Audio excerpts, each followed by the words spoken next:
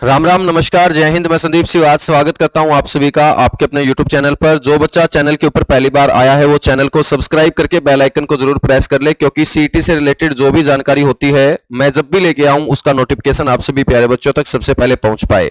हरियाणा का हर बच्चा इंतजार कर रहा है कि जो सीईटी है वो आखिर कब होगा, उसका नोटिफिकेशन कब आएगा, उसकी तारीख हमें कब मिलेगी।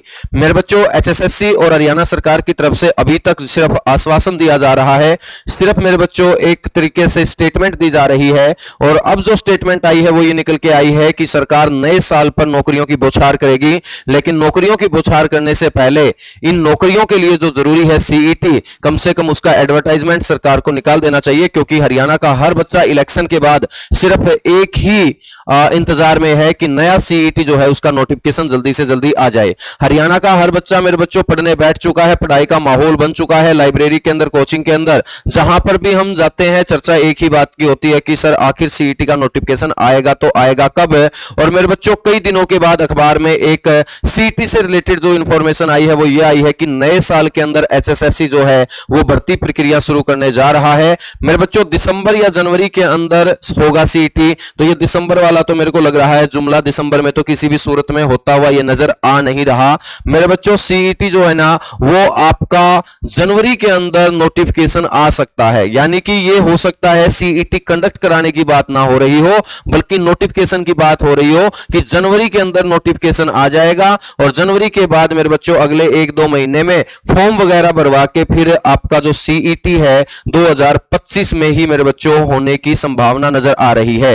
और फरवरी मार्च तक ये सीईटी हो जाना चाहिए, या तो दिसंबर के अंदर या मेरे बच्चों जनवरी के अंदर आप लोगों को नोटिफिकेशन देखने को मिल सकता है। तो यहां मेरे हिसाब से सीईटी कंडक्ट कराने की बात नहीं हो रही, अखबार वाले मेरे हिसाब से अच्छे से नहीं लिख पा रहे हैं। तो यहां पर एडवर्टाइजमेंट की बात हो रही होगी कि एचएसएससी दिसंबर या जनवरी के अंदर नए सीईटी के लिए एडवर्टाइजमेंट लेके आएगा और आगे आने वाले 2-3 महीने के अंदर वो फिर सीईटी कंडक्ट करवा लिया जाएगा। मेरे बच्चों, जिन बच्चों के फार्म भरवाए गए थे पुलिस भर्ती के लिए, आप लोगों ने ये फार्म लगाया होगा। 5600 जो पद निकाले गए थे उस भर्ती प्रक्रिया को भी रोक दिया गया है। वो इसलिए रोक दिया गया है क्योंकि इस 5600 सिपाहियों की भर्ती को पिछले सीईटी के ऊपर नहीं बल्कि जो अगला सीईटी लेगी एचएसएससी उसके ऊपर मेरे बच्चों ले जाया गया है। तो अगले सीईटी में ही इन 5600 पुलिस पदों को मेरे बच्चों जोड़ लिया जाएगा, यह भी आपको ध्यान रखना है। तो 5600 सिपाहियों की भर्ती जो है ना वो सीईटी के बाद इसलिए होगी क्योंकि अगले सीईटी में ही इन 5600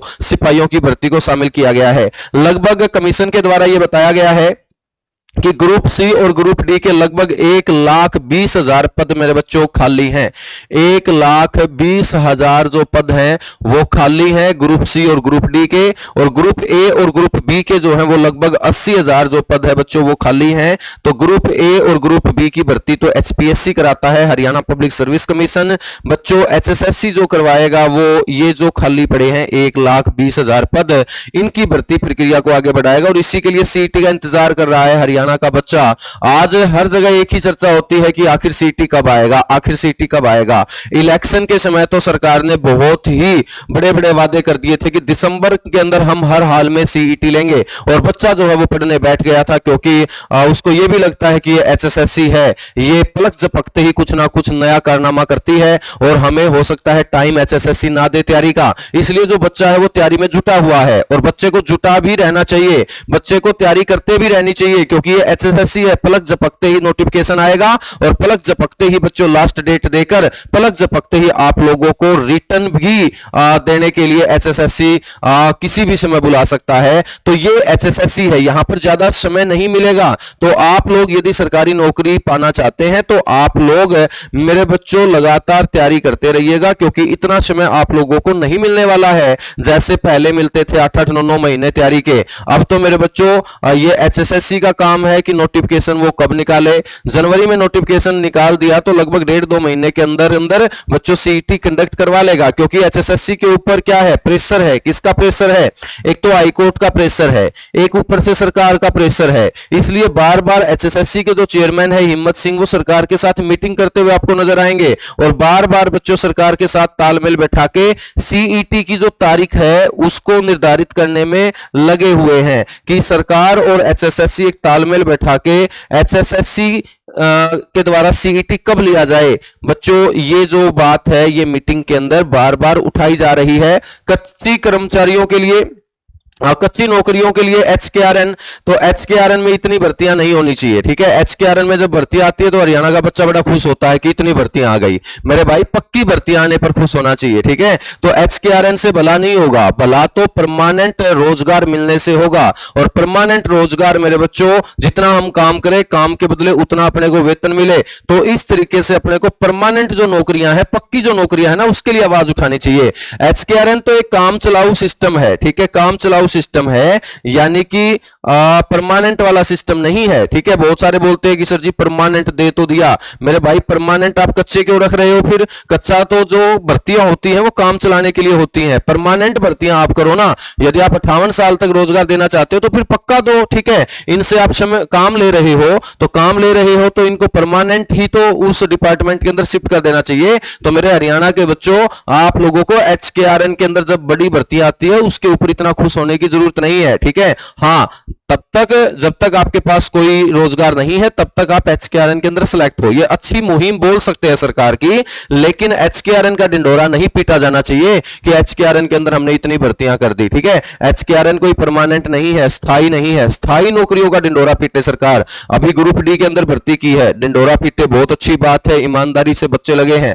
ग्रुप सी के अंदर भर्तियां हुई हैं, काबिले तारीफ है सीएम नायब सिंह सैनी का वो फैसला और साथ के साथ हिम्मत सिंह की कार्यवाही। लेकिन उन बच्चों का क्या जो दोबारा से तैयारी करने बैठे हुए हैं, जिनको दोबारा से ये उम्मीद जगी है कि हम पिछली भर्ती में तो हमारी कमी के चलते रह गए थे, उस कमी को अब की बार हम पक्का दूर कर लेंगे। तो वो जो मेरे बच्चों एक सपना उसको दिखाया गया है कि हम दिसंबर में सीईटी लेंगे, तो दिसंबर तो आ चुका है। कम से कम आप दिसंबर के अंदर नोटिफिकेशन तो निकाल दीजिएगा। दिसंबर में नोटिफिकेशन निकलेगा, जनवरी तक फॉर्म अप्लाई होंगे, फिर जाके फरवरी मार्च तक आपका ये सीईटी प्री होगा। और सीईटी प्री से सिर्फ ग्रुप डी की नौकरी देने वाले हो तो ग्रुप सी वाले बच्चे को फिर मेंस की तैयारी करनी है, तो लगभग मेरे बच्चों 8-9 महीने का ये प्रोसेस आगे बढ़ेगा। तो 8-9 महीने उस बच्चे को आप लोगों को सिर्फ आश्वासन नहीं देना, बल्कि आपकी जो कार्यवाही है वो होती हुई दिखनी भी चाहिए। अभी तक सीईटी की जो पॉलिसी थी जिसमें आप संशोधन के लिए बोल रहे थे, अभी तक ना सरकार ने और ना एचएसएससी ने मेरे बच्चों इसके ऊपर कोई स्टेटमेंट दी है कि हमने संशोधन कर लिया है। तो अभी तक तो संशोधन हुआ ही नहीं है, पहले तो संशोधन होगा, संशोधन के बाद मेरे बच्चों फिर एडवर्टाइजमेंट आएगा, एडवर्टाइजमेंट के बाद 1 महीने में फॉर्म आपके लगवाए जाएंगे, उसके बाद बच्चों अगले 2-3 महीने में आपका पेपर होगा, पेपर के बाद फिर 1-2 महीने में रिजल्ट आएगा, फिर जाके मेरे बच्चों मेंस के लिए शेड्यूल जारी होगा। मतलब आप इसको ज्यादा लंबा प्रोसेस में मत लेके जाइएगा, ठीक है। जो बच्चा 1-2 नंबर से पिछली भर्तियों में रहा है उस बेचारे के सपनों को आप मत चकनाचूर कीजिएगा। कम से कम आप, सरकार जो है उसको चाहिए कि जो पॉलिसी है उसके अंदर फटाफट बदलाव करे और एडवर्टाइजमेंट निकाले, क्योंकि जिस दिन एडवर्टाइजमेंट निकल जाएगा ना तो बच्चे के यकीन हो जाएगा कि हाँ अब मेंस भी होंगे, अब सीईटी प्री अच्छे से होगा और बहुत जल्दी जो सरकार की नीयत है सरकारी नौकरी देने की हर गरीब घर के अंदर, वो लगभग सरकार की नीयत बिल्कुल साफ है। देखिएगा, इससे पहले सरकार ने बिल्कुल क्लियर किया है, बहुत अच्छे से नौकरियां दी है, नो डाउट। लेकिन मेरे बच्चों ये नौकरियों का जो सिलसिला है ना वो रुकना नहीं चाहिए, क्योंकि 1,20,000 पद खाली हैं। यदि हर साल भी आप 15-20,000 नौकरियां दो तो भी मेरे बच्चों 5 साल के अंदर ये पद आपसे नहीं भरे जाएंगे। तो आप एक साथ तो इनको नहीं भर सकते हो, तो कम से कम हर साल का टारगेट बना के एचएसएससी को, सरकार को चलना चाहिए और ये नौकरी का सिलसिला रुकना नहीं चाहिए, क्योंकि इस नौकरी की बदौलत, इस बिना पर्ची खर्ची मेरे बच्चों बिना पर्ची खर्ची के आपने जो नौकरी दी है, उसी नौकरी का ये रिजल्ट है कि आज हरियाणा के अंदर तीसरी बार मेरे बच्चों कमल खिला है, ठीक है। तो उसके पीछे युवाओं का बहुत बड़ा हाथ है, क्योंकि हर घर के अंदर युवा वोटर है और हर घर का जो सदस्य है उस युवा की बात मानता है और युवा सरकार का गुणगान करता है, सरकार की पॉलिसी का गुणगान करता है, सरकार की नीयत का गुणगान करता है। हर घर के अंदर नौकरी गई है, आज तक जिसके दादा परदादाओं ने सरकारी नौकरी नहीं की थी उन घरों में आज सरकारी नौकरी है। तो ये सरकार की ट्रांसपेरेंसी का ही मेरे बच्चों एक उदाहरण है कि हर घर के अंदर इस तरीके से अब नौकरी पहुंच रही है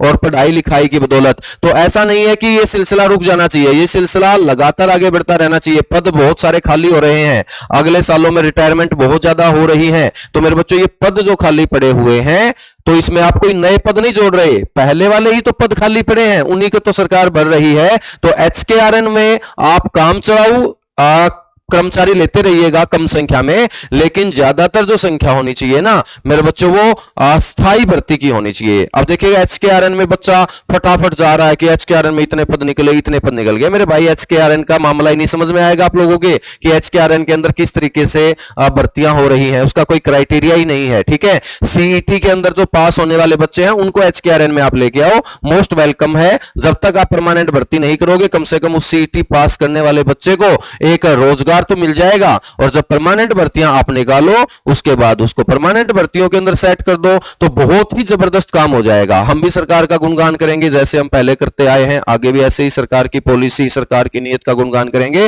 तो सरकार को चाहिए कि ये भर्तियों का सिलसिला रुकना नहीं चाहिए और नए साल के ऊपर जो आप भर्तियां लेके आ रहे हैं उसके लिए दिसंबर या जनवरी के अंदर हर हाल में नोटिफिकेशन आ जाना चाहिए। नोटिफिकेशन आ जाएगा तो बच्चे को विश्वास हो जाएगा और बच्चे को विश्वास हो जाएगा तो वो पढ़ने बैठ जाएगा, वो इधर उधर की बातें नहीं करेगा, वो नेगेटिविटी से बच जाएगा। ठीक है, क्यों? क्योंकि यदि नोटिफिकेशन नहीं आया तो बच्चे के अंदर फिर नेगेटिव थॉट्स आने स्टार्ट हो जाते हैं। जो माहौल सरकार ने बनाया है हरियाणा के अंदर एक पढ़ाई का, तो वो माहौल धीरे धीरे फिक्का होता चला जाएगा। तो सीईटी आ जाएगा तो दोबारा बच्चा पढ़ने को बैठ जाएगा और उसके बाद वो लगातार आगे आने वाले 1-1.5 साल पढ़ता रहेगा और मेंस की तैयारी में भी साथ के साथ जुट जाएगा। क्योंकि आप लोग साथ के साथ ये भी बोल रहे हैं कि हम सीईटी क्वालिफाई करेंगे, तो सीईटी क्वालिफाई भी होना चाहिए और साथ के साथ मेरे बच्चों नोटिफिकेशन बहुत जल्दी आना चाहिए। उम्मीद करता हूं मेरी बातों से आप लोग मेरे बच्चों सहमत होंगे और जो भी आप लोगों का सजेशन हो, जो भी आपका सुझाव हो वो कमेंट में जरूर दिया करो। आपके कमेंट पढ़ के ही अगली वीडियो के अंदर हम उस कमेंट के ऊपर चर्चा करेंगे जो आपका अच्छा सुझाव होगा।